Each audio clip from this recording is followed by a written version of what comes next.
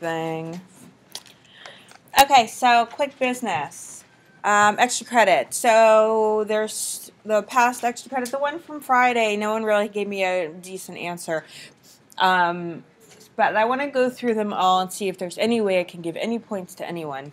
But right now I'm feeling like they all, I don't know. But there was one good one where someone explained something they did found, but then said, but I found no examples of what you asked. And at least you're acknowledging the fact that you didn't answer my question. But still, a lot of people just throw random information at me, which I can see through. So, you know. But I'm going to go through them again and see what I could do so I can give people points. Exam question by Wednesday, 5 p.m. If you want extra credit on this exam that is on Friday, you have to write me a multiple choice question. So everyone take notes on this.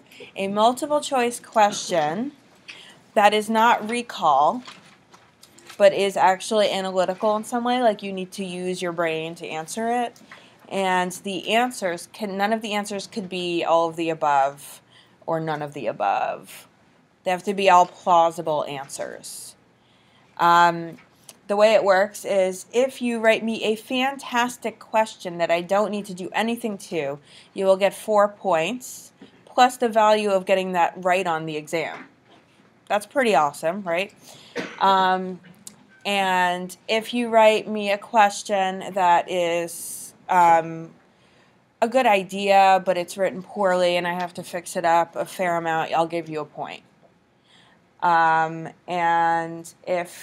you'll get it when you get your exam Scantrons back. It'll say like plus however many, so you'll see what you got. And if it's god awful, well, sorry. And if you guys were organized, you would share all the questions with each other, and then you'd essentially have an exam before the exam. But no one's that organized, so I'm just saying, I'm giving you a way to cheat if you want. But that's also assuming that I'm going to use all of your questions. I usually end up putting a handful in, though. People are asking me about the exam, mostly multiple choice, a handful of short answers. Short answers meaning one sentence answer. I don't want a book. I want you to get the point across. Okay. Any questions before we start? Okay. So far we talked about how you get a lot of proteins from one gene. That was all the stuff about RNA maturation and what you need to get an RNA to be made into protein. And we started talking about protein transport. So this is the unit on transport of proteins to different places. And we just went through the secretory pathway. We have like 2 or 3 slides that we're going to finish on that today. And then we're going to go on to the nucleus and the mitochondria. Okay, so this is where we ended the other day. God, with both doors open, I really feel like I'm on the spot. Okay.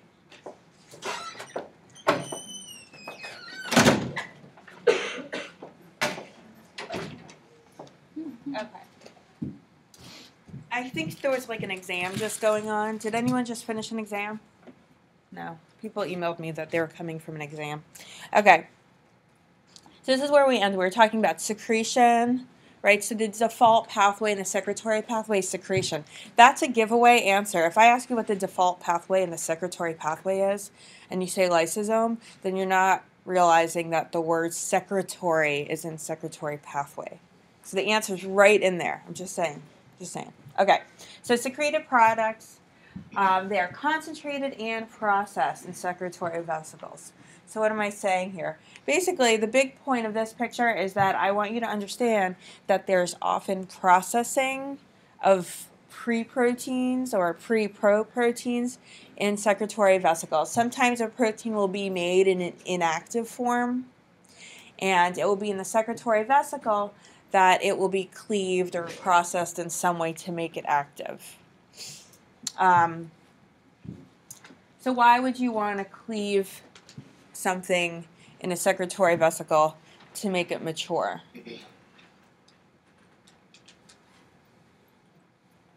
I think the book said the active protein can be dangerous in some situations. Right, so in some situations, the active protein might be dangerous. It's kind of similar to the mechanism of acid hydrolysis only being active when it's a safe place, which is in the lysosome, right? So if a product is dangerous, well, when it's in the circulatory vesicle, the only way it's going is out, right? So you process it there, you secrete it out, and it can be active to do whatever it needs to do. What's another reason you might have processing of a protein in the circulatory vesicle? Yes? You might not need it right away. What do we mean by that?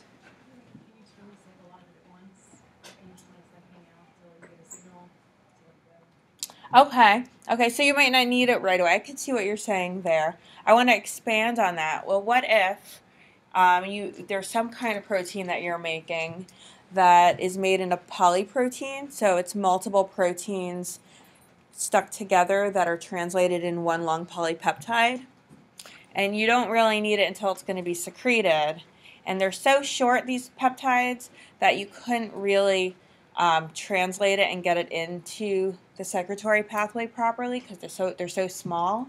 You might make a polyprotein, kind of like what's shown right here. So they make this big long thing, and then it's cleaved into different small peptides in the secretory vesicle right before it's needed and right before it's secreted out of the cell. Secretion is pretty simple, though. When it comes down to it, it goes Golgi out of the cell. Understand constitutive versus regulated. Yeah. So they travel to the plasma membrane and they wait for a signal before fusing and releasing contents. So that's really not constitutive secretion, that's more regulated. And they'll actually be sitting there bound to the snare. So remember snare pairing, that's what has to do with fusion of vesicles to their target membrane, right? B snares and T snares. And they'll be sitting there waiting until they get some kind of signal, and then they'll fuse. So it's kind of like a gun that's cocked and loaded and ready to go. So an example is release of histamine-containing vesicles from mast cells. Who knows what histamine is? I see some people kind of, let's talk for a minute. I always like to really see things. Okay, histamine, who's ever taken an antihistamine? Right? Okay, so histamine, what is it a part of? What kind of reaction? Allergic reaction. Histamine is released from mast cells in response to what? Cross-linking of IgE, whatever. Don't worry, it's not an immunology class. The point is, histamine is secreted out of cells in response to, it's an allergic response, right? So there's some kind of regulated release. So the way it looks is if you've got a mast cell that's not stimulated in any way, it contains all these vesicles. Look, each one of these things here is a histamine-containing vesicle. Would you say there's a lot of them? Yeah. They're all just sitting there waiting. And when they're stimulated, usually on their cell surface, there is an antibody called IgE, and I think once IgE binds to an allergen, and it cross-links the two parts of the antibody, then you get signaling that results in release of these histamine-containing vesicles. And see how they're all fusing with the plasma membrane and coming out? And apparently, this is a cross-section, but apparently you would see that the membrane is still continuous all the way through. So that's just showing that there's actual fusion of the vesicles with the plasma membrane. They're not just popping out. It's not just exploding, it's fusion.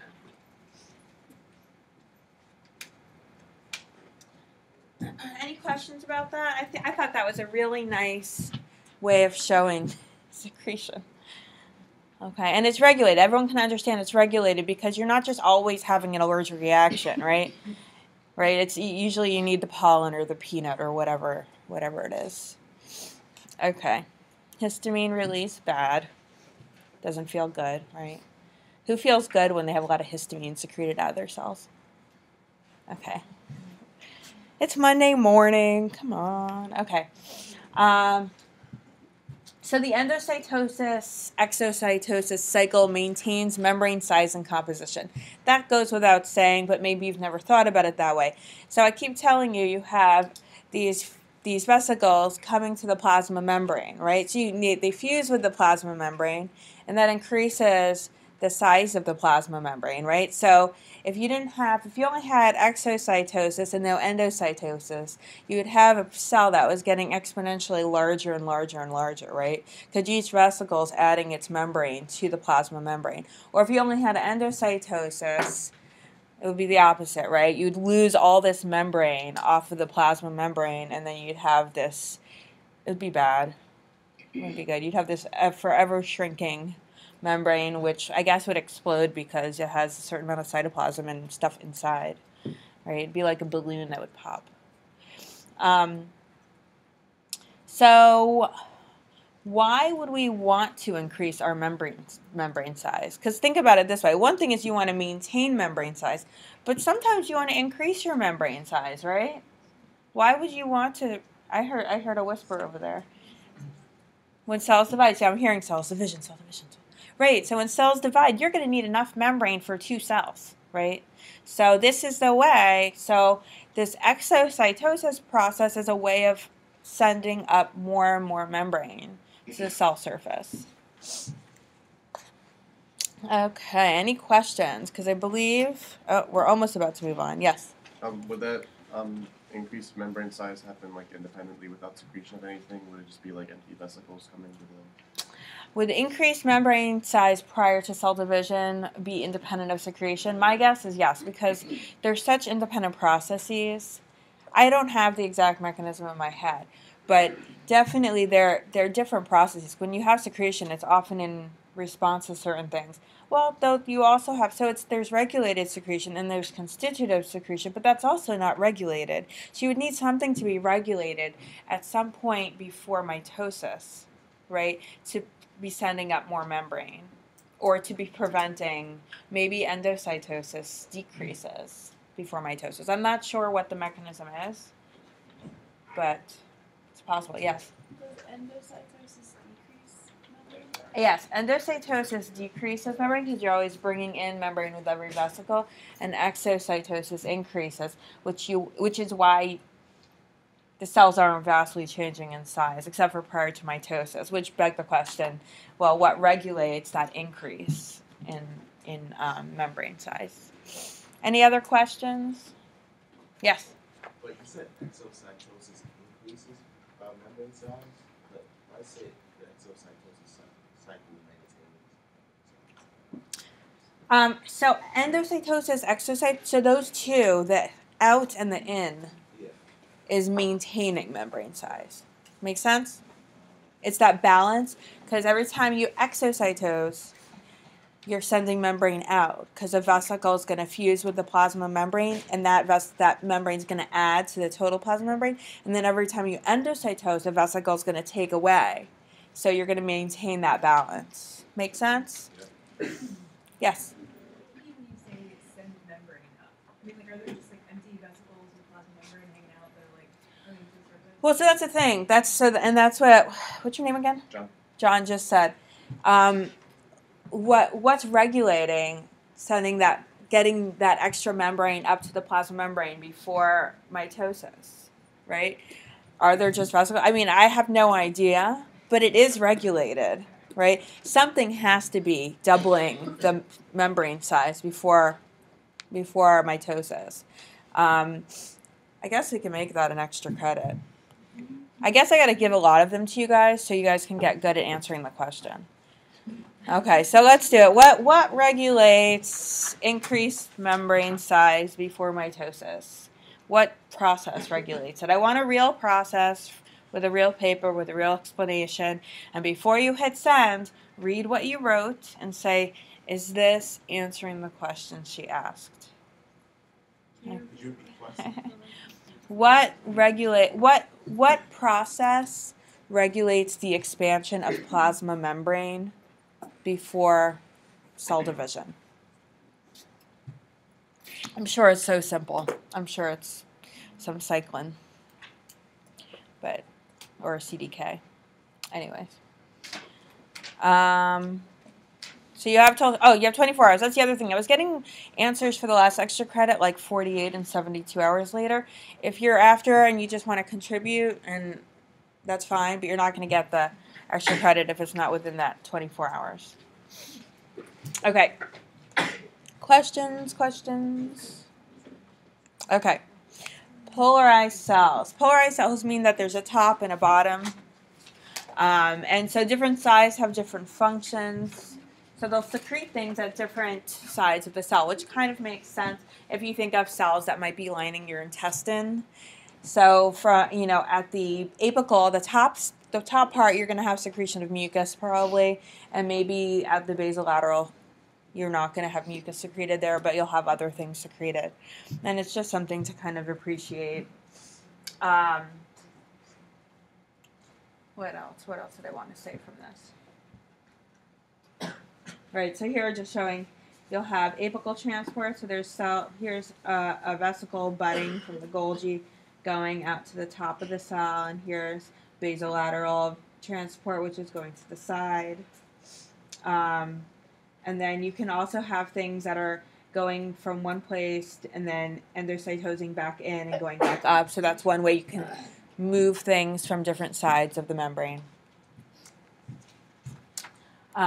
And they have, and always remember, you're going to have these signals in your cytoplasmic tail. And in this case, you'll have sorting signals that determine where you're being sorted to. Okay, let's move on. I think I've had enough of the secretory pathway. Who's over it? Over it. I know there's a lot in there, so we go on, and then we're going to do the nucleus right now. But before we do that, I want you to just think about how there are different ways to move proteins between different compartments, right? So vesicular transport is what we just went over in gory detail for a few weeks, right? Transport in vesicles, that's secretory pathway. Gated transport, that's totally different, no vesicles, and this is how things are transported between the cytosol and the nucleus, and we're going to talk about it today. Transmembrane transport, so this utilizes protein translocators. What's an example of transmembrane transport that we already learned about?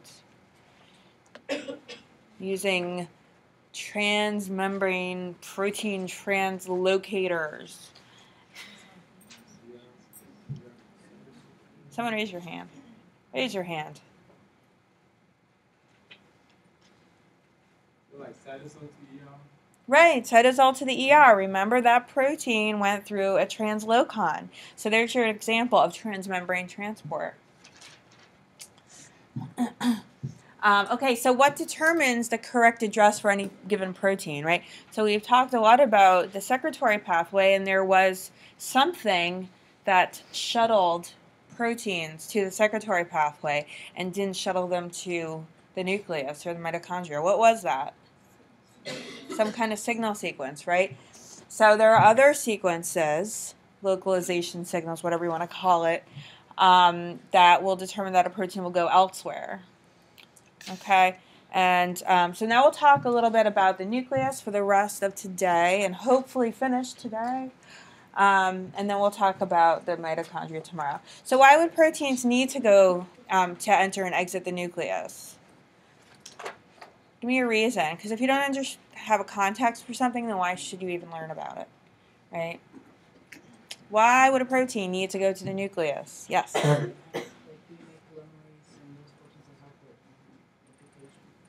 Right, so the most obvious example is DNA polymerase. Where is it translated? In the cytosol, right? Right? And then it needs to be imported into the nucleus where it functions, right? So all the proteins involved in all the things that happen in the nucleus. What are things that happen in the nucleus? DNA replication. What else? Transcription. Translation. Did someone say translation? I'm pretending I didn't hear that. Okay, that's it. Out. Yeah, so a lot of things. What about like all the things involved? There's a lot of things involved with mitosis that happen in the nucleus, right? There's a lot of things involving transcription. So all the transcription factors, a lot of things that are involved in chromatin structure and function. All these are proteins, right? A lot of proteins that regulate these processes. They need to go to the nucleus. That's where they work, right? Right. So that's why they would need to enter the nucleus. What needs to exit the nucleus other than RNA? Because that's not a protein. What needs to exit the nucleus? Think about things. Yes. Where are proteins made? Okay, so things that bring the RNA out of the nucleus. All right, so proteins bind to RNA and shuttle the RNA out of the nucleus. What else? What's a big thing that's involved in translation that's made in the nucleus? Ribosomes, right? Okay, so we just want context. Why are we caring about things going in and out, right? And of course, viruses frequently need to get things into the nucleus, right? Because they need to replicate their genomes. And they need to get things out of the nucleus because they need to get their RNAs out and some proteins out. And depending on if it's a protein that comes in with a virus. And because they need to eventually make more virus in the cytoplasm and go out of the cell. Okay, now that we know why we're here. I'm introducing here the nuclear pore complex. This is how macromolecules enter and exit the nucleus. And so here's your nuclear membrane. And don't forget this is continuous with the ER, remember? And there are these pores that go through. And proteins or whatever needs to come in and out goes in and out through these pores, through interacting with these fibrils that kind of climb down them and make their way through with the help of other proteins. So the other thing to keep in mind is nuclear pore complexes tend to change. It's not just that there's one nuclear pore complex and things go in and out. Sometimes there's a few, sometimes there's many. What might affect the number of nuclear pore complexes in a nucleus? What part of the cell cycle or what processes or what might affect nuclear pore complex numbers? Why would you want more nuclear pore complexes? Yes? We rewrite them as like mitosis and making more, and then when you're in like growth phases, maybe not have so many pores. So maybe during certain phases like mitosis, would you want more during mitosis? I feel like you want to say something else. But yes, during certain phases, you want more. And during other phases, like a growth phase, you might want more. Actually, I'd say in a growth phase, you'd want more. When you're going to have more proteins being made, more things that need to go out, more RNAs that need to go out, more ribosomes. Let's say you're about to, well, okay, let's see. Huge amount of gene expression is going to happen in response to something like, let's say, an immune response. That's my favorite, most obvious one. And so let's say you need to make tons and tons of some protein, and you're going to be suddenly needing to import lots and lots of RNA polymerase and lots of transcription factors and lots of nucleotides and lots of stuff. And you're going to be exporting lots and lots of RNAs and lots of ribosomes. You probably want more nuclear pore complexes, right? I just want you guys to understand that the cell's not just the cell on this piece of paper. The cell is this fluid thing that's constantly changing in response to the environment and the state that the cell's in. Okay? Okay, so this is an active transport process. So some really small things, like diffusion of really small molecules that are 5 kilodaltons or 9 nanometers or less, will just kind of diffuse through because the pore is a certain size. So if it's small enough to make it through the pore, fine. Otherwise, it is an active process. That means it requires some energy source. So for example, DNA and RNA polymerase subunits are between 100 and 200 kilodaltons. These are subunits, never mind the whole complexes, right? So these are huge, and they need to be imported. Ribosomes are 30 nanometers, a lot larger than 9 nanometers, so they need to be actively exported. So why else is active transport more desirable than diffusion? You know me. Yeah, you can regulate it. I just heard that said in such a way of gosh, Dr. Ehrlich, you've been talking about regulation for a year now. Yeah, you can regulate it, absolutely. So that means that, well, we'll talk more. Yeah. Yeah. So, okay. So, let's talk about things going in and out of the nucleus, right? So, obviously, you're thinking, well, what kind of signal does it have? Does it have a signal sequence? Well, it has a nuclear localization signal, also called an NLS. And that is in the protein, just like we've been talking about all these different protein sequences that target proteins to certain places. So this is a bunch of lysines and arginine. And so if I set like a string of lysines and an arginine, you don't need to know lyse, arg, lyse, but just keep in your head lysines, arginines, NLS. So those are gonna regulate import into the nucleus. So if you were to mutate that or cover up the NLS, would it go into the nucleus? No. Okay, so let's just look at the pictures. Let's look at the pictures.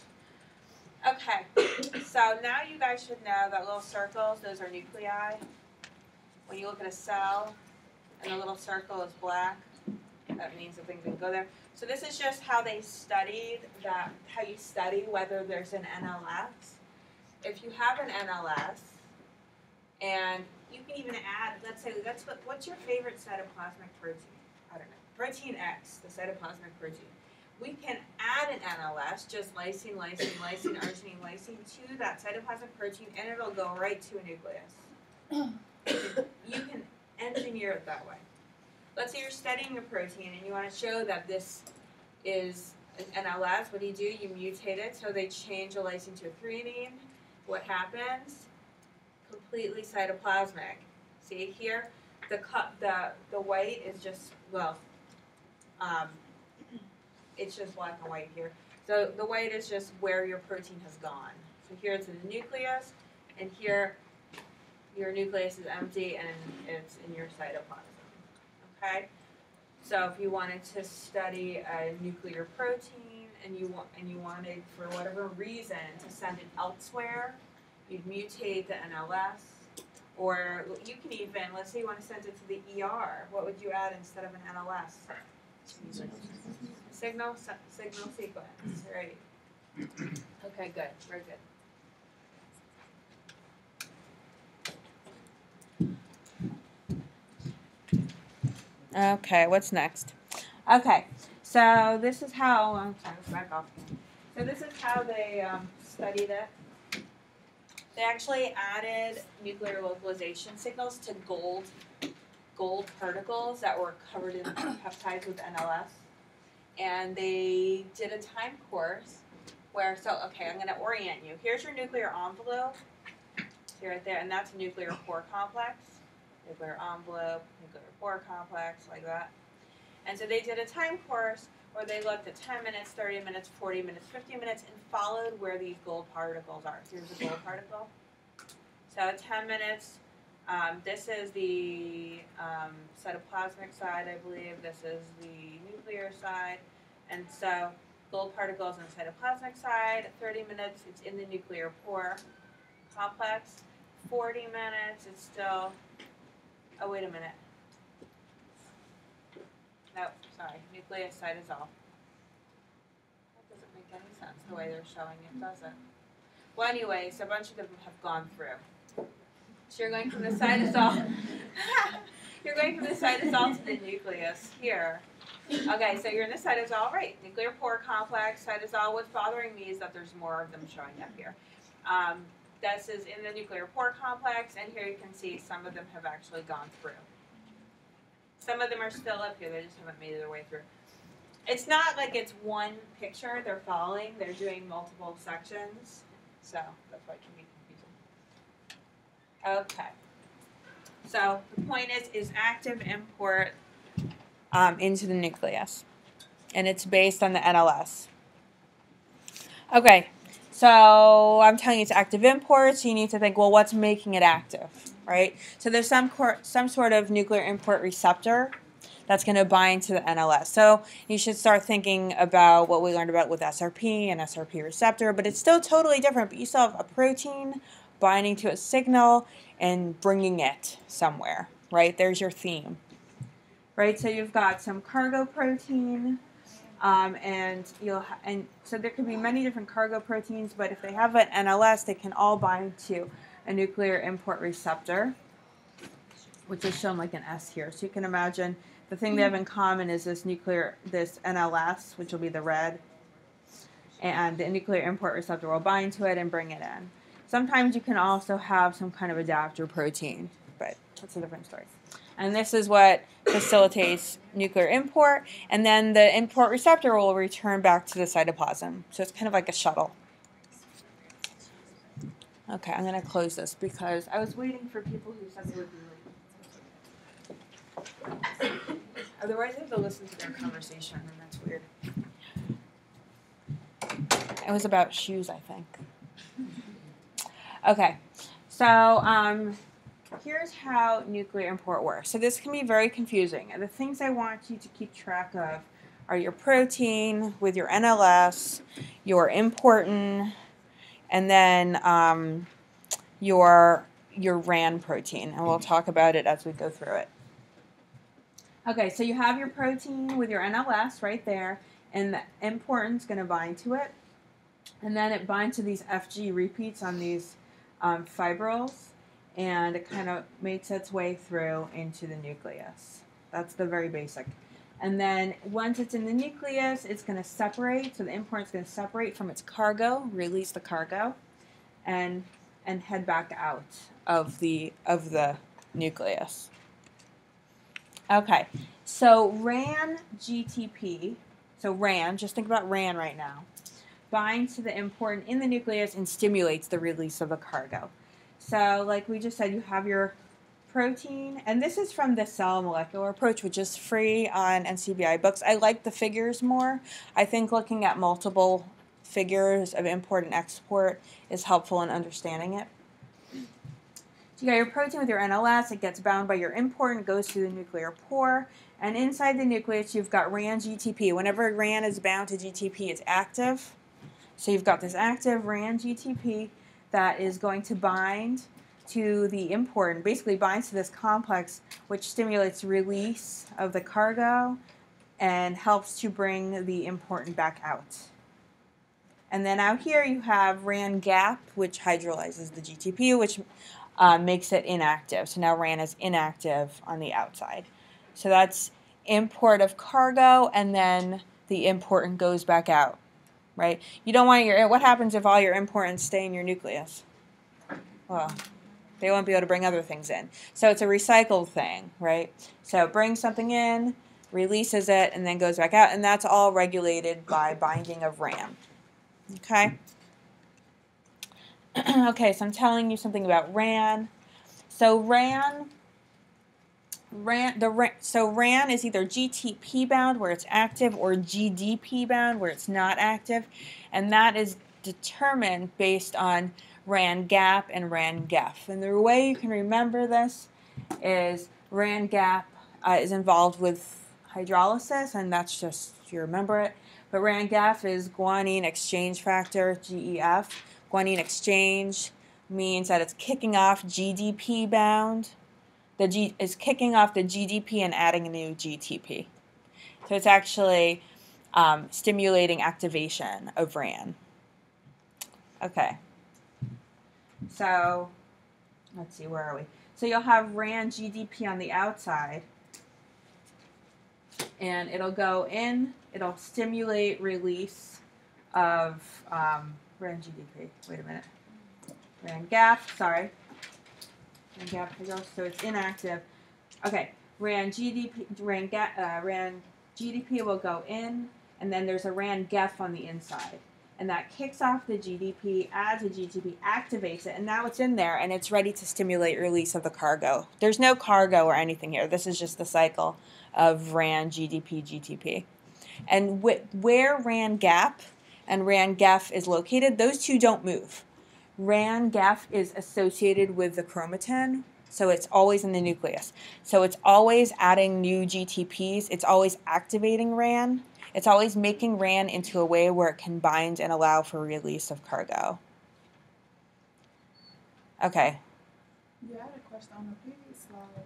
Does important come into important comes into the nucleus and then it leaves out of the pore. Yep. Yep, everything's always in and out of pores when it comes to nuclear import and export. And everything is, it's the importants that are bringing things in. And exportants, which we'll learn in a minute, are bringing things out. We'll get to that in a minute. Okay, so I just want you guys to understand, if you have to look at it 50 times and come see me or whatever, understand the concept of RAN and how it is important in letting things go in the nucleus. It's in releasing cargo in the nucleus, and it can only be active when it's GTP bound, and it's the RAN-GEF that lives in the nucleus that's going to keep RAN active. And if RAN is on the outside of the nucleus and the cytosol, it's going to be in contact with RAN-GAP, which hydrolyzes and inactivates it. Okay? Okay, so let's just keep moving forward, and then we'll go back if we have to. Okay, so nuclear export requires a nuclear export signal and a receptor, which is similar also. And a receptor, yep. So by receptor, I say import and export, and those are your receptors. And there's a nuclear export, NES, compared to NLS. Okay, and it's similar. Okay, so you'll have, here's your exportin living in your nucleus, and here's your protein with your nuclear export signal, and it's going to bind. And in this case, it's actually RAN-GTP that is RAN-GTP that is stimulating interaction between the exportin and the protein, and it's helping to bring it out. And remember, I said RAN-GAP lives out here. RAN-GAP is what hydrolyzes the GTP to GTP and inactivates it, and also allows for release. Okay, so when you have hydrolysis of the RAN-GTP, then the cargo is released out of the nucleus. Okay, so it's a cycle, and you can look at it. Well, here's another one. This is both of them on the same page. It looks busy, but let's just walk through it. Okay, so you can think of RAN-GTP as displacing the nuclear or cytosolic cargo. So let's start.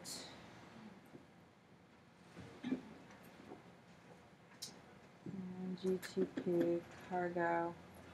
Sorry, I just want to make sure we're in the right place.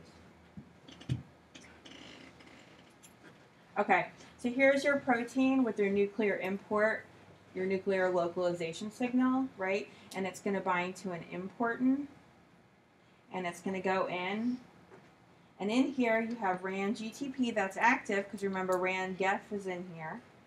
And it's going to bind and stimulate release of the cargo from the importin. And then you have, and then it actually binds to the importin and goes back out of the cell. So then RAN ends up outside the cell. Once it's outside the cell, remember you have your RAN-GAP out here, and that's going to stimulate hydrolysis and inactivation of your RAN. And so here's export. Okay, so you're going to have nuclear export receptor. Okay, so here's your nuclear export signal and your RAN-GTP, because remember it's only active on the inside, right? So it's going to bind. It's going to mediate binding between your protein and your exportin. Uh-oh, kind of late. And then you're gonna, and then it's gonna Oh no! Did she just go to the bathroom? Horrible. I was distracted by the conversation out there. Okay. Whew. You should thank your classmates, because I was gonna ignore you. I was here. Okay. Okay, so we're doing nuclear export. So then RAN-GTP is going to help the exportin bind to the cargo, and it's going to go out of the cell. And then forget here you have hydrolysis of RAN-GTP to RAN-GDP, which inactivates and allows for release of the cargo outside of the cell, and then the exportin can go back in. Okay, so you're just going to have to go through it about 10 times. Yes? Importance and exportance you can think of as receptors for the proteins that they're directing. An importance going to recognize a nuclear localization signal, and an exportance is going to be a receptor and recognize a nuclear export signal. Okay. Yes. For import, so the cargo is going to bind to importing before it goes out, or is it For import, what's it going to bind? So for import, what are you doing to your protein? well, the protein is going to bind to the cargo and then import it. But how is the cargo going back out? Is it binding to importing or The cargo is going to where it needs to go. So cargo doesn't go back out. If you're trying to import it, the whole point is to bring it into the nucleus. so because it shows the cargo is Okay, so there's two things. So one, so here's your receptor and here's your cargo. Okay? For import. okay. Yeah, So the I was yellow talking one. about the receptor. Oh, receptor. How is the receptor Okay. going back? How is the receptor going back out? It has its own export signal.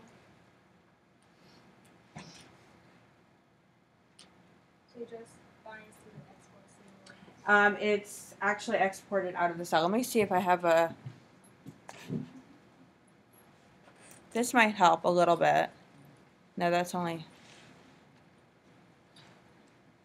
It has its own export signal, so it can be exported out. So your important is going to have an import signal, and your export is going to have your important is going to have an export signal, so it can go back out. And it depends on what's exposed, which direction it's going in.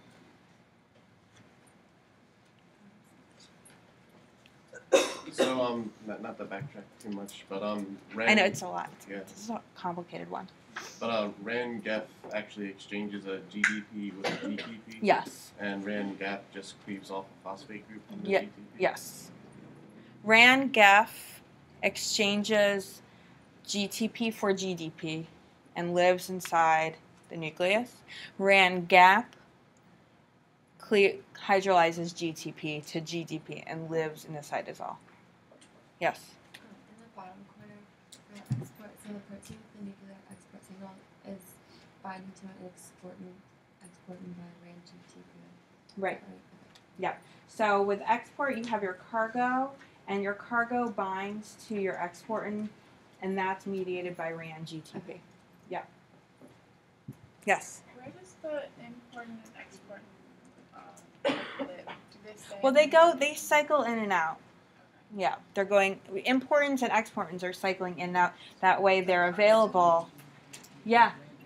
I mean, probably not without cargo, but so their movement is all mediated by RAN. Right. And that is, yeah. Is that good? Okay. So the active RAN, the RAN GTP, which is the active form, has a separate function where it's actually doing something in both import and export. And then RAN- on the other side, when it gets converted to RAN GDP doesn't do anything. It's just kind of like a byproduct. Right. So RAN, you can think of RAN GDP as so RAN. Okay, let me see how I can. RAN itself is functioning on both sides, right?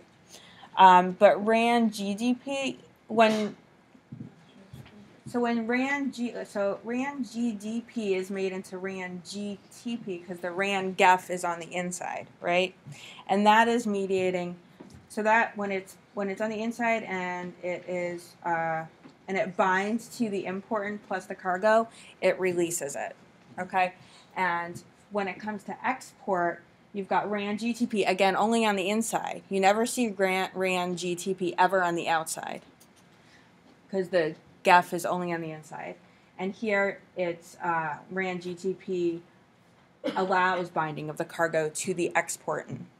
RAN GDP on the outside, GDP hydrolysis is what allows for release of the cargo from the exportant. And here hydrolysis allows for release of the important from RAN. So you can think of GDP as release, maybe? I don't know. And GTP as some kind of binding, maybe? Yep. And RAN GDP just like uses through No, it doesn't.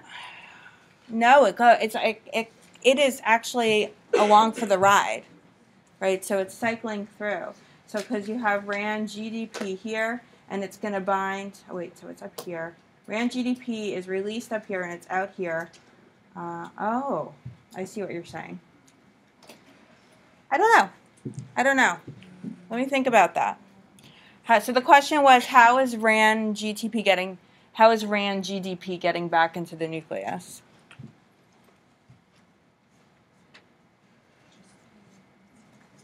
I mean, it clearly is going to have a nuclear import signal, but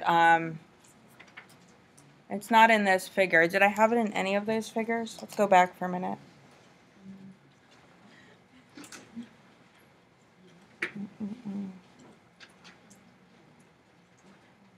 Oh wait, there's RAN. I guess, so here it's looking like it's just diffusing back in, but it can't be just diffusing. It's probably way too big, because you have to be 5 kilodaltons or smaller to just diffuse through. So it's going to be some kind of, it's probably binding to some sort of important and being brought back in.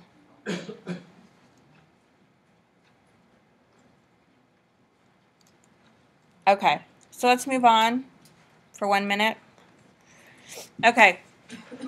So binding of the import receptor by RAND GTP alters the NLS recognition site, and that's how cargo is released. So let's just talk about this for a minute. Okay, so it's the important and RAND GTP. Remember, RAND GTP, when it binds to the important in the nucleus, it releases the cargo, right? And so this is how it looks. You'll have, here's your important, and here's your binding site for the cargo, and up here's your binding site for RAND. So as soon as RAND binds, it causes a conformational change and just makes binding to the cargo not possible anymore. And that's how it's released. Okay? So you can have, here's your important and your cargo protein.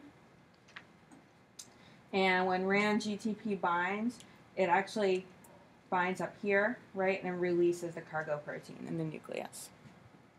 And so that might help you to kind of understand. If you think about the protein having 2 binding sites, and when one site is bound, the other one's not able to bind anymore. And that's how it stimulates release of the cargo in the nucleus.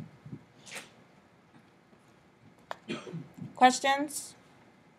Before you all run away crying? Okay, I think we only had two more slides for today. So go, think about it, come back with questions on Wednesday.